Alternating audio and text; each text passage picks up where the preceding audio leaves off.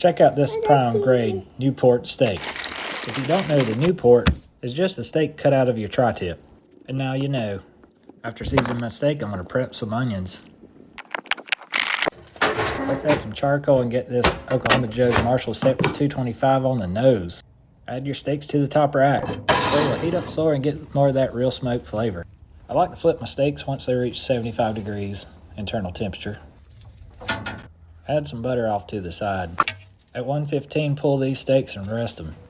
And here's where the knife will shine. We're going to reverse sear these bad boys. Sear 60 seconds per side, and that's it. Give your steaks a little butter bath on that final rest, and look at that right there. Goodness gracious.